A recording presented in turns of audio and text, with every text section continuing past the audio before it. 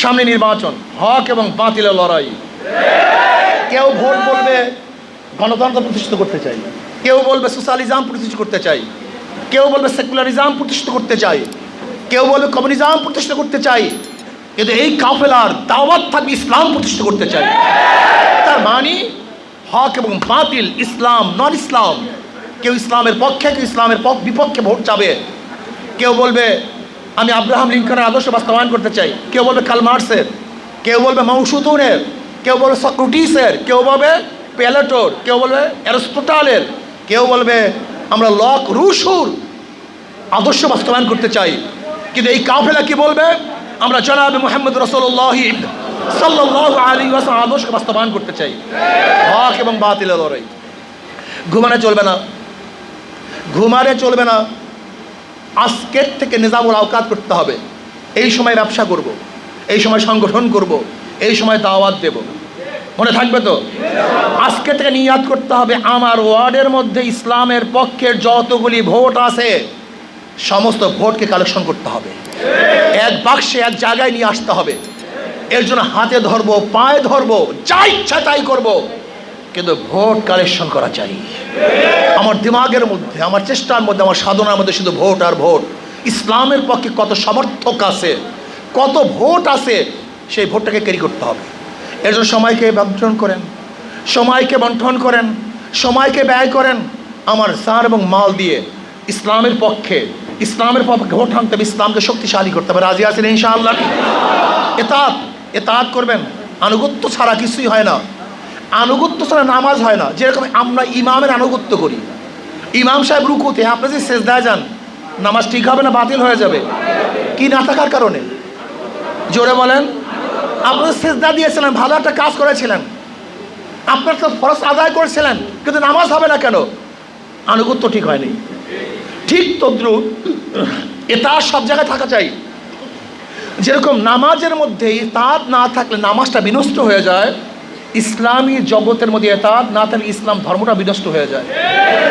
নবী আলাইহিস সালাত ইতাআতের ব্যাপারে সবচেয়ে মারাত্মক কথা বলেছেন, তোমরা ইতাআত করো ওয়ালাউ আবদান কাফশিয়া, যদিও সে ব্যক্তি একজন হাবশী গোলাম হয়, তারপর তার ইতাআত করো, তার অনুসরণ করো।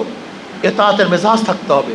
এরপর আসুন, দেশ নিয়ে ষড়যন্ত্র চলতেছে, দেশের মধ্যে চাঁদাবাজি বাড়ছে, খুন খারাপি বাড়ছে, খুন বাড়ছে, অবৈধ খুন, বিচার বহির্ভূত খুন হচ্ছে। সবচেয়ে বেশি অবৈধ খুন হচ্ছে দলে দলে। একই দল নিজের লোকদেরকে খুন করছে। এর কারণটা কি? চাঁদাবাজির জন্য সমস্ত মানুষ অদৃষ্ট হয়ে গেছে, চাঁদাবাজি বন্ধ হচ্ছে না। আবার আওয়ামী লীগ যেই পলিসিতে ক্ষমতা এসেছিল, ওই সচিবালয়ের সচিবদের আন্দোলনের ভিত্তি থেকে আওয়ামী লীগ প্রথম ক্ষমতায় আসে, মনে আছে কি না? ঠিক ৯৬-তে। আজকেও সেই নকশা এবং নমুনা আওয়ামী লীগ শুরু করেছে, সচিবালয়ের মধ্যে বিশৃঙ্খলা সৃষ্টি করার চক্রান্ত করতেছে। আমি অবশ্যই সচিবালয়ের লোকদেরকে বলবো, ৯৬ আর ২০২৫ কিন্তু এক নয়। এটা ২০২৫, এটা ৯৬ সন নয়।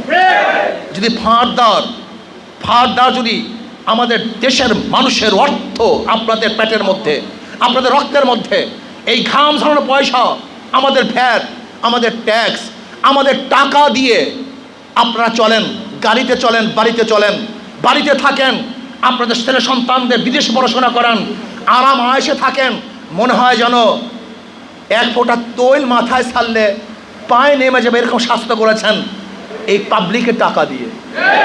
ঋষি, কামার, মজদুর, শ্রমিক, তাঁতি, জেলে, এদের অর্থ দিয়ে আপনাদের পেট চলে।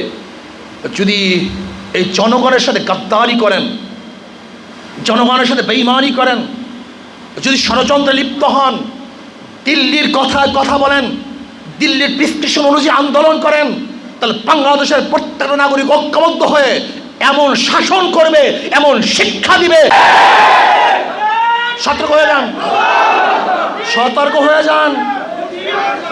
১৯৯৬ আর ২০২৫ কিন্তু এক সরকার নয়, এক সময় নয়, এক অবস্থান নয়।